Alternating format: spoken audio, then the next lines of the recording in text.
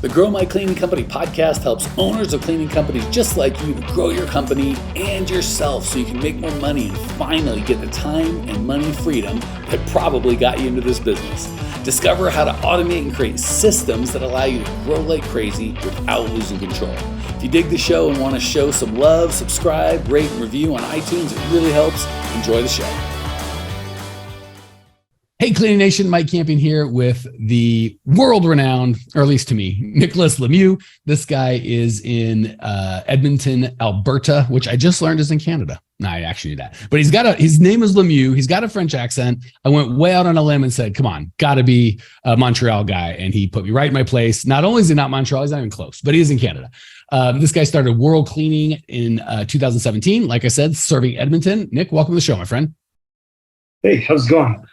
I just wanted to say thanks for having me on. I appreciate you and all the feedback that you give. Pleasure. And, usually this would be the point I make fun of Canadians, but I hate when I have a guest and they're Canadian. It's like, it's not cool. And the Canadians are just so sweet. He probably, I'm sorry, man, it's my fault. So we're just going to treat Nik like the honored guest that he is and give no busting of Canadian chops just today. Next podcast is back on. I appreciate that. That said, before we hit into your question, I love, I've done this so many hundreds of times and I feel like every story of getting in the cleaning industry is different. So I'd love a quick 60-second for the audience. How did you get in the cleaning business? What made you lose your mind? Whirl started off as a window cleaning company. So it was Whirl Window Cleaning. How'd you get into that? I needed to build up some revenue from my I originally started a landscape company. And then, so long story short, Nik started as a mechanic and 17, but he just kept adding services. And then went into window cleaning because I just found out that it was something that we could supply. And so we started doing window cleaning, and then we got into window cleaning. I wanted a niche. So I just sort of focused on window cleaning, and then clients were asking if we would do a cleaning service as well, or janitorial. And I said, absolutely, without even thinking about it. And sounds like most entrepreneurs I know. Yes, the answer is yes. Now, what's the question? Yeah, we can do that. You have money? Sure, let's light this candle. And so after a couple of years of Whirl Window Cleaning, I decided to change the name to Whirl Cleaning Ltd. And went from there. Awesome. Well, let's, I love that. Again, it's so fun. Well, all right. One, because I don't think I've ever had this that I can recall. I just picture you like in the hot sun or cold, actually for Canada, maybe cold, whatever that snow.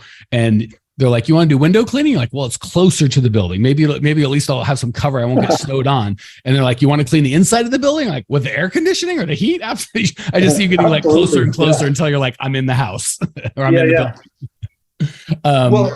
Go ahead. Yeah, what got me drawn towards the cleaning is with Canada, the weather is always, you're always working around the weather, whether it's raining or you get snow.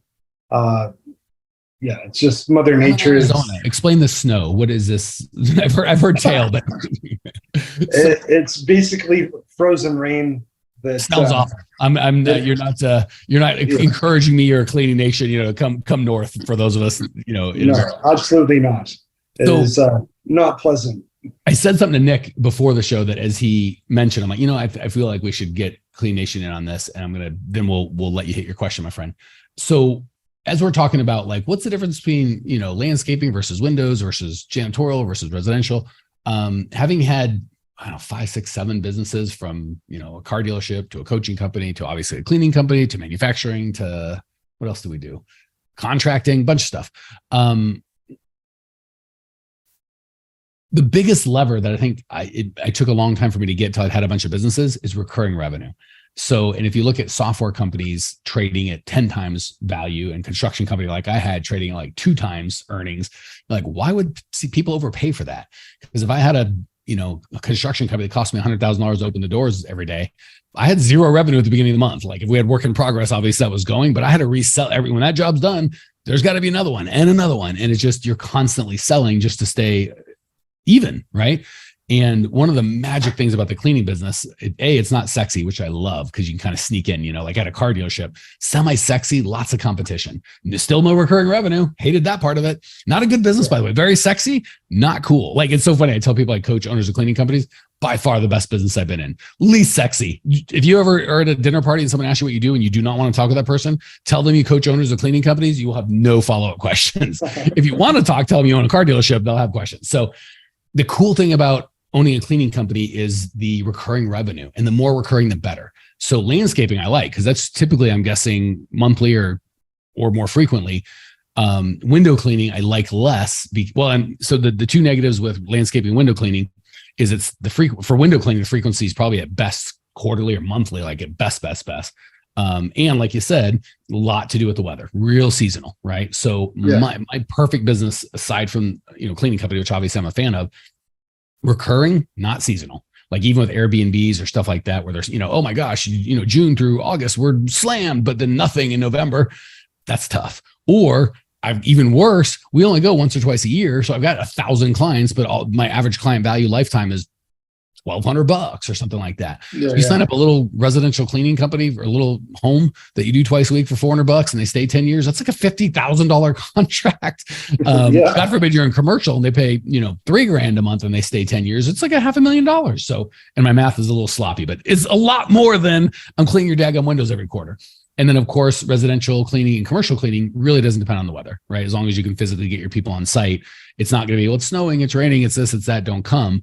Whereas, landscaping, I don't know how much snow on the ground. Like, what do you want me to do, brother? Like, I could plow your driveway. And after that, I don't know that we're really going to do much with the petunias. Okay, go ahead. Yeah, well, with the landscaping, so for winter, then we would do winter contracts and we just sign people up for a monthly contract. And the only problem is if it snows every day, you're out every day. So you try and calculate it. Anytime the work goes up and down, like even Airbnbs, like, oh no, they're recurring. They'll do 10, 20 turns a month. It's like, yeah, but you don't know when, or even worse, construction cleanup, move in, move out. Like we got 13 move outs today and then nothing for 2 weeks. Like it's just so hard to scale. Okay. Enough of the rant. You didn't call for any of that. What's the question? How can I help you today, my brother?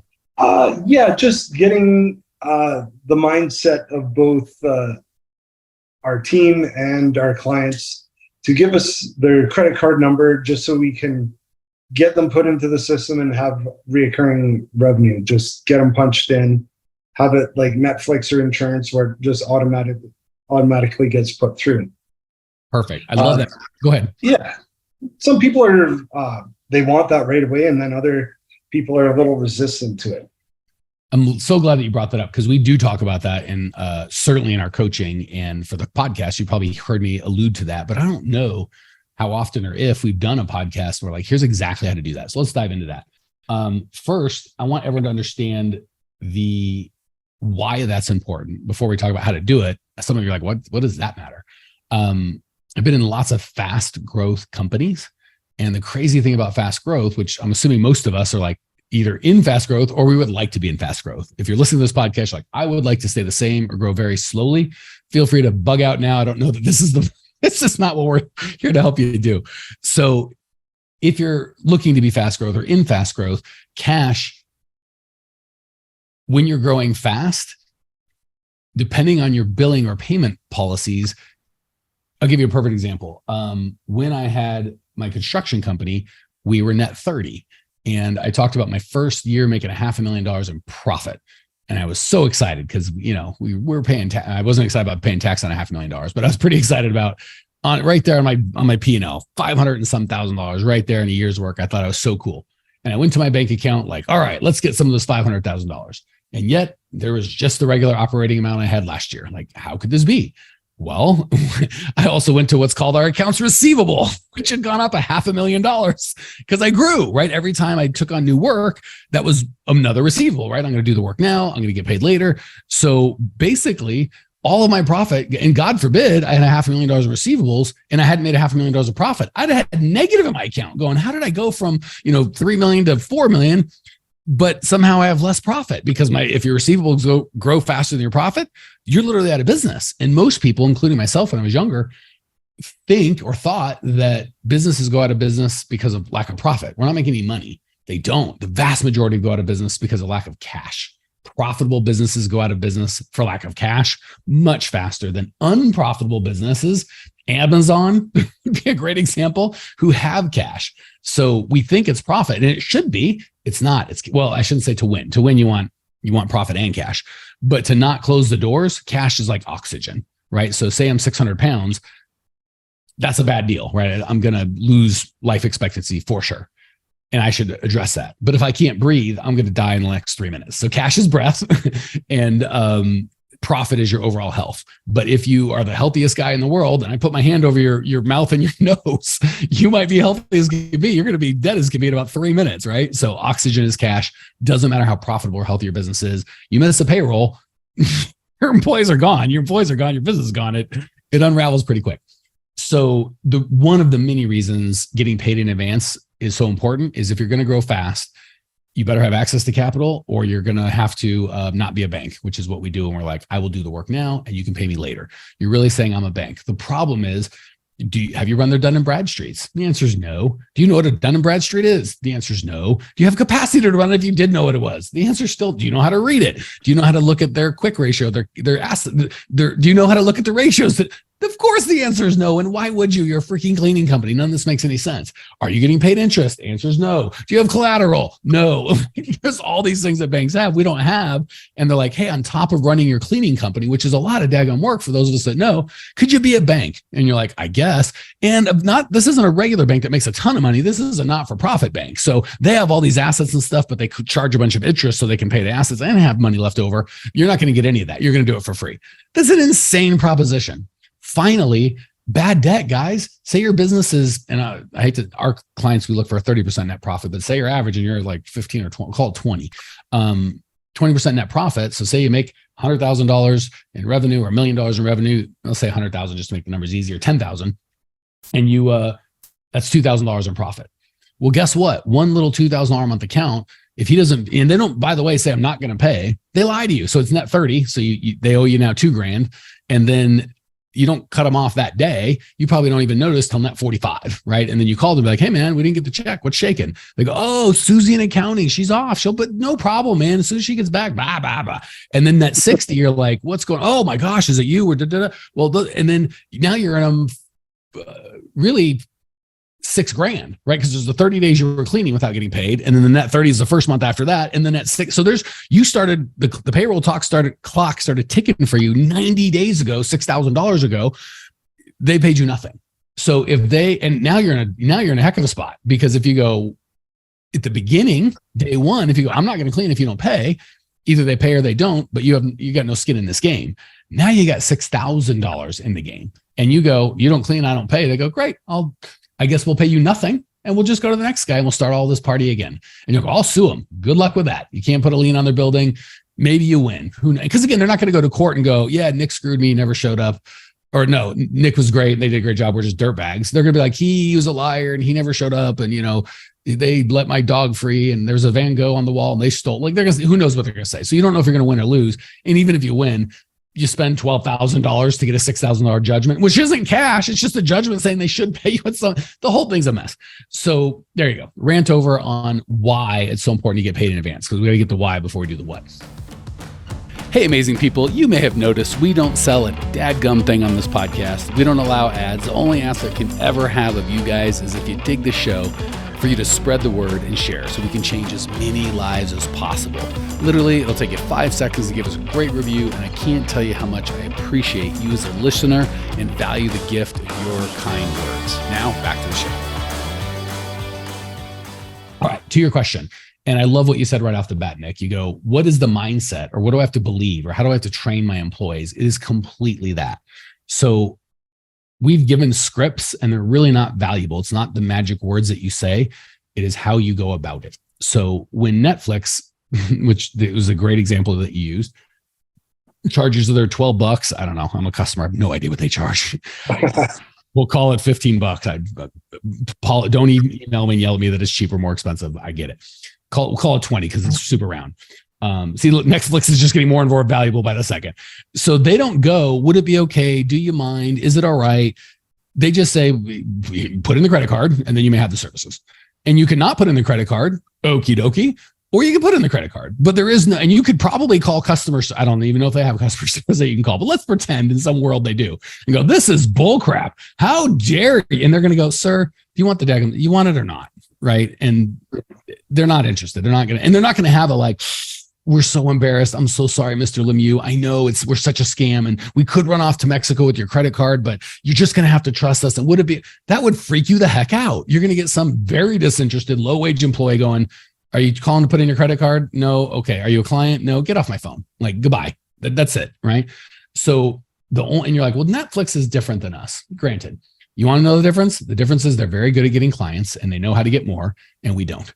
So all of our services, guess what? We get a credit card in advance. And I don't go, hey, Nick, I know my coaching's expensive and whatever. Would it be okay? I go, awesome. If I think you're a good fit, here's what it costs. Here's where we can go. Give me the credit card. We'll get started. And Nick can go, well, I don't. And by the way, we never get that. I should say never. 1 in 100 would probably be reasonable. Someone's go, I don't know if I trust you. And we're on the daggum phone, by the way. Like you're in the dude's business house with your physical body in his space. And again, the likelihood he's like, this guy's going to take my credit card and run to Mexico that's what we say in America. Maybe you guys in Canada run to America. I don't know. Wherever Canadians run with credit cards, that's where you're going. So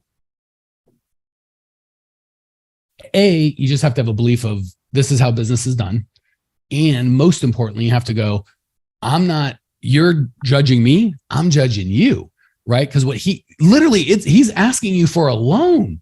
And sometimes we go, oh, we feel weird. I can't get another customer and this is a big account. I can't afford to lose it. So we put ourselves in this, what's the opposite of dumb? Submissive position that is complete. Could you imagine going to the bank and asking for money and they're like, well, I don't know if we're going to loan it. You got to fill out this credit app. And you go, what the heck, man? I'll just take my business elsewhere. They're going to go, get the heck out. Fine. Right? So they're literally coming to you hat in hand, ask, please provide. And these are typically on commercial, larger multi-million-dollar companies if they need a cleaning service. And on residential, if you're doing it right, these are $1 million homes, right?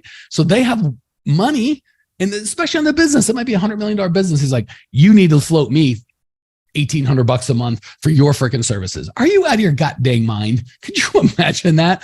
So we go in like with our hat in hand, but they're the ones borrowing from us. When we go to the bank and go, hey, can you give me some money or services up front? Your hat should be in hand because you're asking for a favor. But if you went in getting all flippy, hey man, if you want me to be your bank, you loan me some daggum money and then we'll see how it goes. You're going to get thrown just like in the cartoons, one hand on your backside, one hand on your thing and right out the front window. So we just have to understand they're asking for money. We're not a bank. So the reason I can be definitive on my coaching, getting paid in advance, I know we're really good at what we do. And if you don't want it or can't afford it or think you want me to extend you credit, just piss right off. 2, I know how to get customers. We get about 200-300 applicants a month. We'll take a dozen. So it's fine. We'll get the next guy or the next guy or the guy after that. It's fine. And I look at, wait a second, the fact that you want me to lend you money is a red flag for you as a client, not the other way around. So when you go in and a business goes, can we get that on credit? If they won't say, can we get it on credit? They'll use a big fancy term like, okay, we pay net 60. Translated, can we get that on credit? Your answer is no, I'm a little business. And quite frankly, I'm a little concerned. This looks like a multi-million-dollar business. There's only one of 2 reasons that you would be going net 60. 1, you don't have the money to pay my bills, and that concerns me. And I got to tell you guys, you're like, oh no, this is a big company. Enron was a big company. For you kids out there, look that crap up. Multi-billion-dollar company, and they went bankrupt. And I guarantee you their cleaners all the way up to a bunch of other people did not get paid. So it doesn't matter how much money they have. Same thing. You know what put Enron out of business? They ran out of cash. They couldn't get any cash to pay payroll. So all that to say, they're unable. They're so tight that they're like, I don't know they're going to be able to pay you. That's a red flag. That's a big flat, and they're going to be bold about it. They're not going to go, I got to be honest with you, Nick, we are barely scraping by. Would it be okay if we paid you net 30? Because I don't know that we have the money now. They're never going to say that. They're going to get all huffy and puffy. Hey, Nick, obviously you're a professional here. We're a large company. The way that we go through purchasing is 100% of it is net 60. And if that, fine, be all the puffy you want to get. If you'd like me to do the daggum work, I will take money. If you're in Canada, you take the fake monopoly money. Here in the States, actual real money. Sorry, man. I know Nick's like, you said you were just the only one, buddy. They're money. No, it's true. Don't even get me started on the money. It's no fun to pick on the Canadians. They're like, let me get on your side and pick on us too. I'm like, dang it, Nick, that's no fun. So it's either that or we have plenty of money. They're not trying to hide anything, but we have $20 million in payables. And if we can hold on to that $20 million for an extra month, the interest on that money is a substantial amount. And that's how we work. Fantastic. When you've got another big vendor that has $200,000-$300,000 a month of services coming in, and he's got his things and it's all the way down the chain, I get that's shrewd negotiating to be like, hey, we're going to hold the money. Fine. You are not that. Your little $2,000, however much it costs you to clean, it's going to be less than 1% of their profit and loss. It is a very small, and less than 1% of 1% of their balance sheet, right? So what I would tell them is, look, dude, you holding my $1,800 for 45 days is going to make you $53 in interest or $6. I don't know what it is. It's going to be a very nominal amount. To you, that's nothing. To me, it's a big daggum deal. I'm a very small business. I pay my labor. I can't afford to do this. If you need a bank or someone that's fancy and sophisticated, really what they're looking for is someone unsophisticated that doesn't know. God bless, go get it. So either you can't pay your bills or you're trying to grind me for $42 on money because you can. I'm not going to do that. I work equally with my people. I want to take great freaking care of you. You're going to walk in, this place is going to feel good. It's going to look good. Something goes wrong, I got your back. But if I'm worried about you paying your dadgum bill, I'm worried about you paying your dadgum bill. I do not want to be worried about that. Same with coaching, right? If I let Nik into my program, he's the one dude that didn't pay and he needs some help. How motivated am I to pay the mooch, to help the mooch when everyone else paid? Not real. And how fair is it to the other clients? Also not fair. So I think the big thing is just understanding the situation. They are asking for an interest-free loan without running credit because they want to bully you. And it's either because they can't pay, red flag, or they're trying to make some money on the interest, which makes sense at a large scale, but to grind a little. And by the way, we are the opposite with our vendors. If you're like, well, how do you pay your people? In advance, always cash on the barrelhead, no problem. Because of the same thing. Our vendors, the people that work with us, are all little people. The money means a lot to them. We never hold their money. As quick as we can process it, we process it. So, and I by the way, this works for you janitorial companies too. If you have a vendor that is a small business like you and you're cash positive, which you will be if you do it this way, pay them in advance. All of our vendors love us because we freaking pay on time. I guarantee you, we could, squeeze it out 30, 60, 90 days and make a nickel on the daggum interest, and our vendors would hate us. Or we're their favorite because we always pay in advance. So it goes both ways. All right. That said, yeah, that's a long rant, Nik. Questions, comments, root remarks, Canadian wise sayings, what you got? Yeah, no, it's just, I totally get it. The next is just getting our team members to sort of wrap their mind around charging, like taking the credit card and getting it processed. That's the easiest part in the world. Because when so like same thing, we'll go to the coaching thing. If I'm enrolling Nik personally, it's a little weird, right? Because I'm like, hey, this is my company. Can I have your money, please? It's fine. Like I would do it. That's how we do it. So if I'm enrolling you, you're going to give me your credit card. That's just how it goes. But that could be a little weird or wobbly or what. Same with collections. I don't do any for our monthly payments or whatever. If Nik's thing doesn't go, I'm not going to call Nik and I got an account to do that. For that exact reason, I want to focus on Nik and not be like, hey, dude, I don't even know who. I mean, obviously they paid or they get removed from our program, but if someone's late or has whatever, anything like that is all handled by accounting for this exact reason that you're talking about, Nik. So if I called, hey dude, you owe me some money, whatever. And by the way, if you're like, why would they owe money? You take money in advance. We have a upfront program where you can have 2 payments or a monthly program. It's fine, but they still pay in advance. And by the time they've consumed the coaching they have and their next payment is due for further coaching, that's when we take them out. All that said, have an accountant do that because it just would be a little weird. So she has no things. My accountant doesn't. She has no emotion about it. It's just her job. So when she calls Nik and was like, hey, dude, you owe us some money. And you're like, I don't have it, or screw you, or I'm not going to pay it. She's like, okay, so do you want me to take it out of the like, she has no thoughts. Like I would have an emotional response like, oh no, Nik, did I do a bad job? I would be, she's like, this is my job. Same with the Netflix person, right? Like whoever the owner of Netflix is, and how do I get my people to comply? He goes, this is how we do it. Like so if my employees, if I had a commercial cleaning company would be like, this is a salesperson you'd be talking about, there should be a cleaner, right? So the salesperson, if they want step 1, go through our sales process for the people that want in, go, great, I need your credit card and we'll get you on the schedule. Well, I don't have a credit card. Well, I can't get you on the schedule. Where would you like to go from here? Like there's nothing to talk about. It's like, there's like Netflix doesn't have a guy going, oh crap, Nik's asking to, get the service without paying. I'll do it, Nik. No, they're like, we don't do that. And they have some people are funny. Like, they would rather give you their bank information than a credit card, which is Just to be clear, I'm fine with that. So believe it or not, we're going to wrap this because it's going long. Believe it or not, I prefer bank information. So bank information is irrevocable, and there's no fee, or it's a very, very small fee. So if I have to give you a routing number, checking account number, that's even better. So I'm not all about credit cards. I'm just all about getting paid in advance. So even I personally wouldn't take cash, but I'll take cash in advance over a credit card that is 30 days late. That's for daggum sure.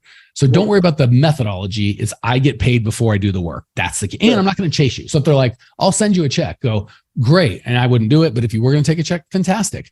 Either the check will be here on the 1st and we will show up, or it won't be and we won't. But I got lost in the mail. Okay, well then we're not. So just you want on the schedule. Great. We require money. Yeah. Well, I don't have money, or we're not going to give you money. I'll give you money in the future. Great. When we get the money, you can be on the schedule. Until then, best of luck. Like, just, you see how I have no emotional like weirdness about it, because I'm like, I appreciate you wanting a loan from me, but that's not, you called me. It's almost, you called me in to say, hey, I need help with my cleaning. I come in and talk to you about it. And you're like, by the way, can I borrow $500 a month? What the heck just happened? No, you can't borrow $500 a month. If you want my services, you pay for them. What kind of great clown world are we living in? All right. Does that make sense, or did I miss? Oh yeah, no, I totally get it. I'm just trying to pass on the mindset and just talk people into my beliefs of how we should be taking payment. And well, that's a cool thing. I would even the verbiage of talk people into, I would kill. I don't talk people into anything. I just say, if you would like our service, this is what needs to be done. So again, Netflix isn't going to talk you into it. Like if you call them, or the gym, or your mortgage company, or your car payment company, or Disneyland, or whoever, pick one. They're not going to talk you into it. You go to Disneyland, you're like, I'd like into your park. Like, that'll be $150. Can I pay in a month? No, they're not gonna be like, well, hold on, let me explain. And we're Disney. They're not gonna say anything other than get the heck out of my line. Next. So don't, you see what I'm saying? We're not getting the talking into, or that, because again, talking into almost implies or assumes we're trying to trick them into something fishy, right? There's nothing to talk into. Just like, I don't want to pay. Okay, so you said you wanted the services. We need to get paid. Pick one. I'm okay. I'm not going to talk. See what I'm saying? You see how there's zero talking into? It's just, you want the services, give me money. You don't want to give me money, you don't get the services. Pretty clear there. What would you like to see happen next? Well, I'm not going to pay you. Best of luck. See how there's no talking into? There's just go to the ice cream stand and ask for an ice cream without giving them money. They're not going to talk you into anything. They're just going to be like, we need the money, dude. And you're like, well, I don't have it. Okay, we don't get ice cream. Yeah. No, I think I knew the answer, and it just took talking to you to make a clear picture. Only my friend Nick would let me scream at him like a crazy person for 20 minutes and be kind enough and generous enough to thank me. All right. Cleaning Nation, really love that you guys tune in. I know there's plenty of places to pay your attention. Hopefully this was a ton of value. Give some feedback, stuff you like, stuff you don't like, anything about Nick personally that you don't like, just email me personally. I'll get it taken care of. Totally kidding. Nick's been great. growmycleaningcompany.com. I think we're almost at 1,000 podcast episode, totally free. growmycleaningcompany.com. Check it out now. See you there. Well, here we are, the end of the podcast, and you made it. Great job. I've got a little bonus for you for sticking through with me. But like I mentioned before, if you got value out of this podcast and you want to show a little love, subscribe, rate, and review on iTunes, Spotify, wherever the heck you're listening to this thing. Share it with a friend. Share the love. And as a special thank you for those of you that stuck with me to the end, how about I give you my personal phone number so we can text? It's a great way for me to get to know you, your business, your goals personally. So shoot me a text now, 602-932-6431, 602-932-6431. I am the only one who responds to these texts, and I will personally respond to everyone I possibly can as long as this number is manned. Don't know how long we're going to keep this at the end of the podcast, so grab it now, 602-932-6431. Give me a text, say hey, can't wait to meet you.